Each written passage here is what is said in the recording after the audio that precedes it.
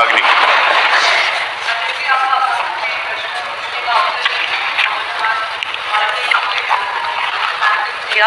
चौधरी चरण सिंह जी को नमन करती हूँ और मैं आभार व्यक्त करना चाहूँगी, आपने मुझे बेसिक शिक्षा मंत्री जी से प्रश्न पूछने का अवसर दिया।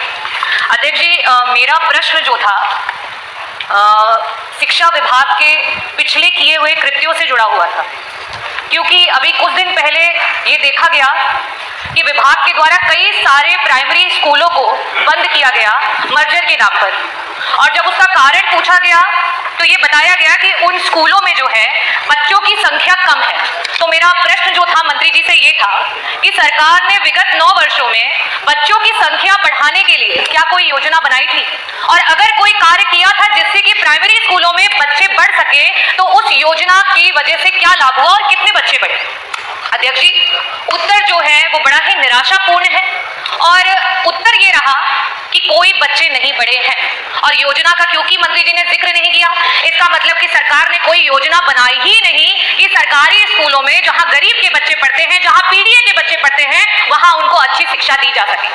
किसी भी स्कूल में अगर आप बच्चों को की संख्या को बढ़ाना चाहते हो तो वहां सर्वप्रथम सबसे जरूरी है वहां के पर्याप्त शिक्षक, वहां पे शिक्षकों की संख्या जो है वो पर्याप्त होनी चाहिए।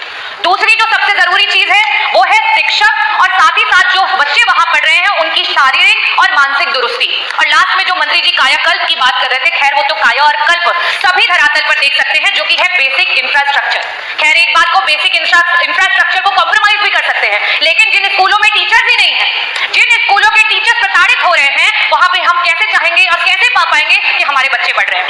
मेरा पहला प्रश्न जो है मंत्री जी से ये है कि आज 9508 ऐसे स्कूल हैं जो सिर्फ और सिर्फ एक टीचर की वजह से चल रहे हैं, और कई सारे ऐसे स्कूल हैं जहां सिर्फ और सिर्फ शिक्षा मित्र हैं। ऐसी स्थिति में क्या सरकार शिक्षक भर्ती को और देरी ना करते हुए, क्योंकि 2 लाख से भी ज्यादा टीचर्स की आज सरकार की कमी है, उसको पूरा करने के लिए जल्द से जल्द शिक्षक भर्ती लाएगी, और लाएगी तो कब?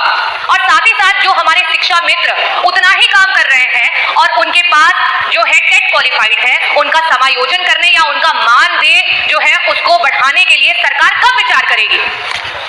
मेरा दूसरा प्रश्न मंत्री जी से यह है, क्योंकि मैंने मानसिक और शारीरिक दोनों की दुरुस्तता की बात की। जो टीचर आज आपके बीएलओ बने पड़े हैं, जो टीचर आपके सर्वे कर रहे हैं, जो टीचर गणना कर रहे हैं, जो टीचर आपके मिड डे मील करवा रहे हैं, जो टीचर आपके अगर समूह का विवाह हो रहा है तो उसमें दुल्हन को ब्यूटी पार्लर लेकर के जा रहे हैं, और अलीगढ़ में तो हद मचा दी, एक टीचर को आपने कुत्ता गिनवाने के लिए लगा दिया। ये आपकी सरकार है।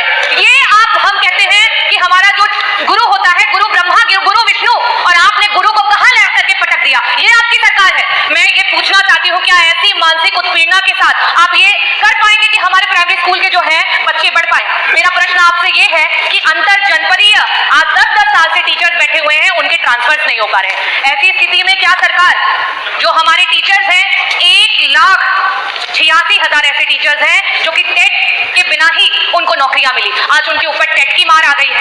क्या सरकार उस टेट से उनको मुक्ति दिलाएगी? क्या सरकार अंतर जो आपके जनपदीय ट्रांसफर्स है उनकी बात करेगी, और जिस तरीके के व्यवहार को सरकार टीचर्स के साथ कर रही है क्या उस पर रोक लगाएगी? और साथ ही साथ 35 टीचर और शिक्षा मित्र जो हैं वो मौत की घाट उतर गए।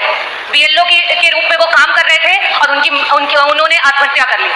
इन लोगों के लिए क्या सरकार उनके परिवारों में एक सरकारी नौकरी और साथ ही साथ मुआवजा देने का काम करेगी? मैं बस इन 3 प्रश्नों के स्पष्ट उत्तर चाहूंगी कि सरकार अवश्य दे। बहुत बहुत धन्यवाद अध्यक्ष महोदय।